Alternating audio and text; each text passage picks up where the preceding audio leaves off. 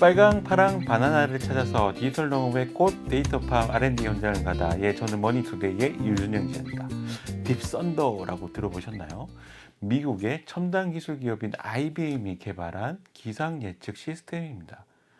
아주 독특한 이 친구, 어디에 써야 되는 물건인지 저희가 찾아봤는데요.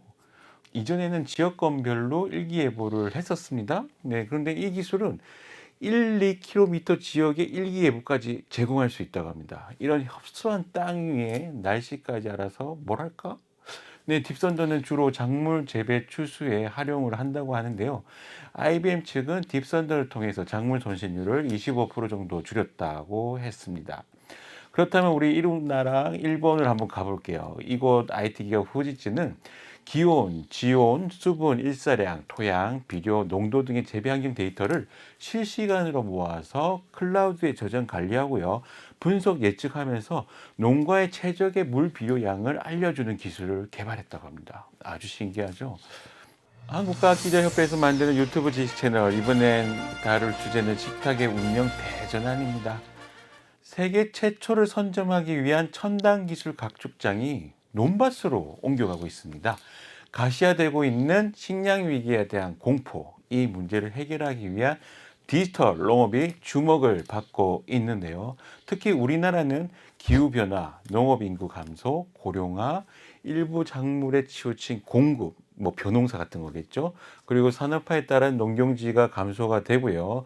국제 식량 공급망 불안 같은 아주 위험한 요소들이 있습니다. 최근에 기후변화 같은 그런 것 때문에 전통 농업의 한계를 극복하면서 다양한 국제적 사회적 변화 요인에 우리가 적극 대처해야 되는 처지에 놓여 있긴 한데요. 이 전문가들은 기존 농업 기술을 바탕으로 해서 정보통신 기술과 같은 새로운 첨단 기술을 융복합시킨 디지털 농업으로 시급한 전환을 해야 된다, 이렇게 주문을 하고 있다고 합니다. 그렇다면 우리 주변을 한번 돌아볼까요? 제가 얼마 전에 갔던 제주시 구자읍 김영리의 인적이 드문 곳입니다. 약 6m 높이의 빌딩처럼 세워진 1,000평 규모의 온실 두 동이 보이시죠? 바나나 데이터팜입니다. 내부엔 하늘을 뚫을 듯한 기세의 초록나무들이 1, 2m 간격으로 자라고 있는데요. 그로미셀이라는 종의 바나나 나무입니다. 바나나 조상 중에는 빨간색, 파란색 바나나도 있다는 것을 알고 계셨나요? 더 놀라운 건 전 세계 인류가 현재 먹고 있는 식용 바나나는 단 한 종이라는 점입니다. 2018년부터 제주형 바나나를 생산을 위해서 이곳 데이터팜을 운영하고 있는 김희찬 JD테크 대표님을 만났는데요. 그분에 따르면 우리가 지금 흔히 먹고 있는 바나나 품종은 캐번디시라고 불리는데, 가그 사람들이 즐겨 먹던 그로미셸이란 품종들은 바나나암이라고 불리는 파나마병에 걸리면서 집단 폐사했고, 1960년대 이후로 캐번디시가 그 자리를 차지하면서 전 세계 인구들이 이 바나나를 먹기 시작했습니다. 그로미셸보다 맛과 향은 좀 떨어지지만 그래, 나름 괜찮다 했는데, 김희찬 씨가 작년 태국에 가서 그로미셸의 씨앗을 이렇게 구해 오셨나 봐요. 그래서 키스티와 함께 그로미셸 되살리기 프로젝트를 지금 진행 중입니다. 그로미셸을 왜 키우죠? 당도가 높고 향이 진해서 지금 팔고 있는 바나나 정도는 정말 잽이 안 된다 라고 얘기할 정도로 정말 맛있다고 합니다. 거기다 껍질이 두꺼워서 운송을 해도 멍이 들지 않고요. 다발이 아주 단단해서 이걸 들고 옮길 때도 손상이 가지 않기 때문에 상품 가치가 매우 높습니다. 그로미셀은 국내 농가에서 단 한 번도 키워보지 못한 품종이기 때문에 슈퍼컴퓨터와 빅데이터 전문 연구기관인 키스티가 같이 이제 협업을 해서 생육 관련 빅데이터를 모아서 분석하고 연구 개발을 하고 있습니다. 바나나 나무가 6개월에 4, 5m씩 자란다고 하는데요. 각각 1m 정도의 특수용기 담아서 땅에 묻습니다. 왜 그럴까요? 비료와 물의 투입 물량을 정확하게 산출하기 위해서 거대 화분에 넣는 건데, 그러면 순도 높은 데이터를 아마 뽑을 수 있게 되지 않겠습니까? 아주 정밀한 생육 환경 파악을 위해서 땅 속에서도 검정색 토양 측정 센서가 설치되어 있다고 합니다.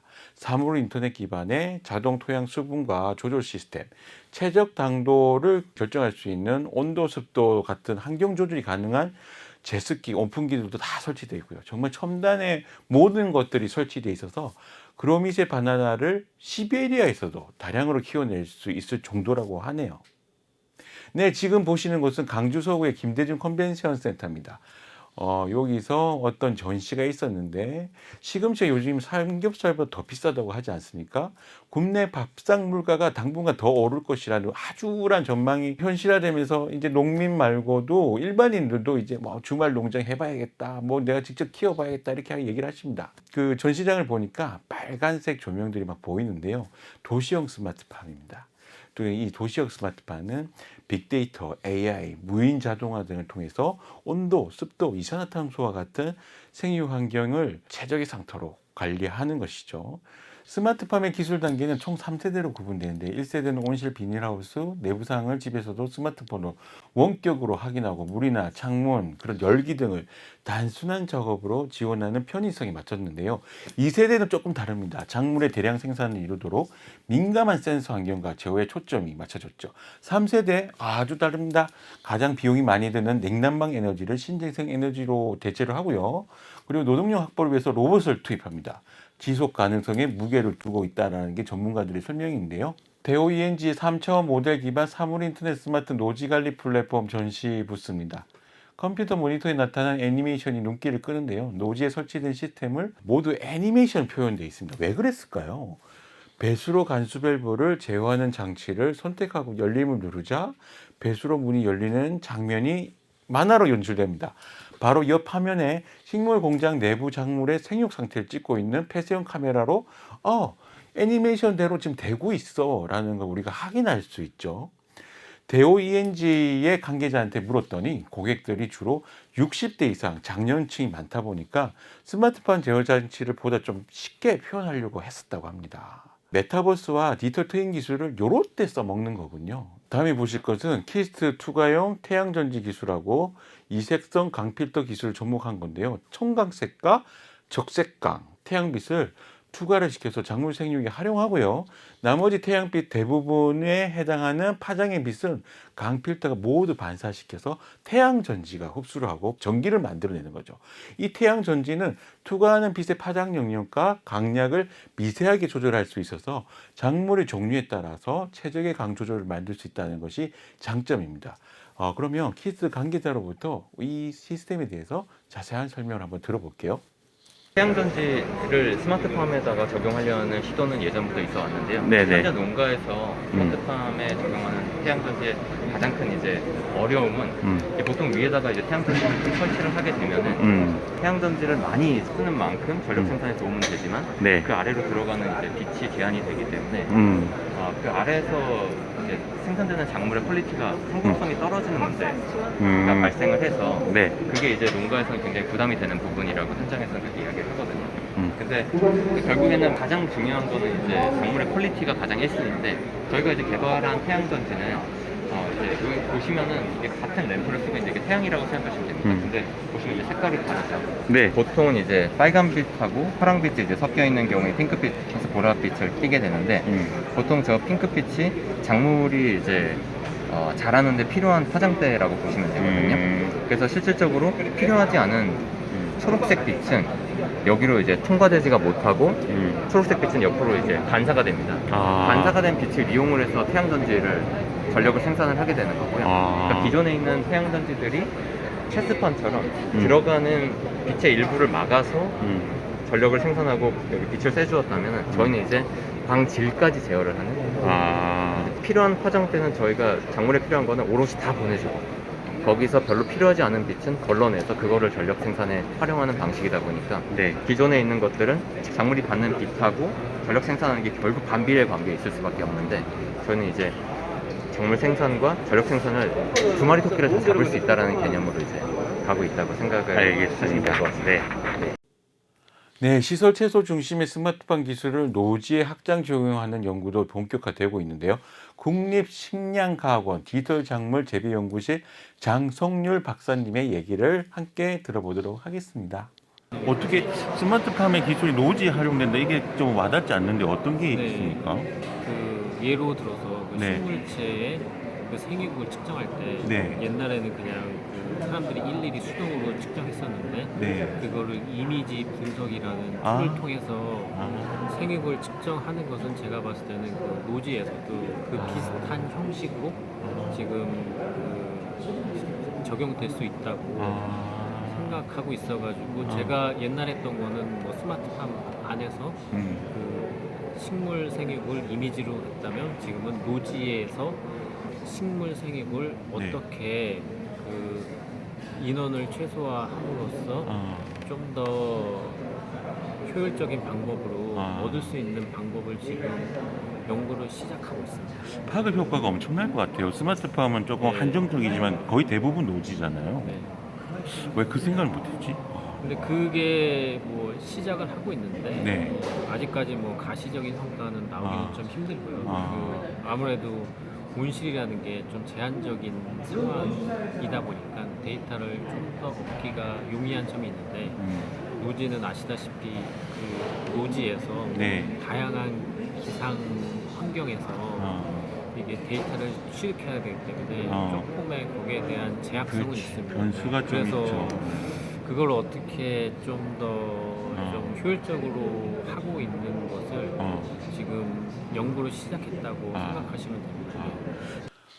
지구온난화 대응 차원에서 자연냉기를 저장해 재이용하는 기술이 스마트팜 업계의 새로운 패러다임으로 부상을 하고 있는데 한국에너지기술연구원은 초열 전도체 기술을 이용해서 외부 동력이 필요 없는 고성능 냉열 생산 열교환 장치를 선보였다고 합니다. 같이 보시죠.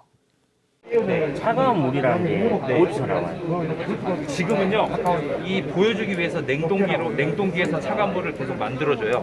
근데 이게 지하수를 넣어줘도 되고, 보일러에서 뜨거운 물을 넣어서 뜨거운 물을 만들어서 여기에 뜨거운 물을 넣어주게 되면은 그래서 따뜻한 바람이 나오는 거죠. 이게 만약에 양액이라고 하면요, 이렇게 넣어주고 예를 들어서 뭔가 차가운 물을 좀 흘려줘야지 이게 냉각이 됩니다. 근데 이게 기존의 열교환기 장치도 뭔가 냉각하려면 차가운 물이건 전기 에너지가 들어가잖아요. 근데 저희는 똑같은 전기 에너지가 훨씬 더 덜 들어가도 냉각 성능은 훨씬 좋아집니다. 이거 만져보셨던 것처럼 이게 기존의 열교환기 이게 그거라고 생각하시면 돼요. 그러니까 이게 막 새로운 차가운 열을 만들거나 뜨거운 열을 만드는 장치가 아니라 열을 잘 전달해주는 장치죠. 냉각 그러면은 용량은 어떻게 돼요? 몇 도까지 낮출 수 있나요? 이거는 지금 10kW 용량이거든요. 그래서 예를 들어서 이 정도 스케일이면 예를 들어서 30도짜리가 들어가면요, 이게 나오는 거는 한 10도 정도 떨어뜨릴 수 있습니다. 이거 한 대 가지고. 근데 더 온도를 많이 떨어뜨리고 싶다 그러면 더 크게 하면 되죠. 밀봉돼 있어요. 그래서 지금 선생님 피부 온도랑 물 온도 차이에 의해서 열이 밑으로 지금 계속 빠지고 있는 거예요. 근데 전혀 뭐 외부에 동력이 없잖아요. 그래서 이거랑 유사한 기술을 저희가 개발을 해서 여기에 적용을 한 건데요. 이 내부에서 이것처럼 굉장히 복잡한 현상이 일어나고 있거든요. 네, 정보통신기획평가원은 전 세계 스마트팜 시장은 연평균 9.8%씩 성장해서 오는 2025년이 되면 30조 원 규모가 될 걸로 전망을 했습니다. 로봇이 이제 노동자 대신 들어가고요. 친환경적인 스마트팜이 나오고 데이터를 통해서 우리가 예전에 멸종했던 그런 작물들 키우면 정말 재밌지 않겠습니까? 청년 농부들이 몰려들고 있습니다. 이 청년 농부들이 식탁의 운명을 아마 바꿔놓게 되지 않을까 싶습니다.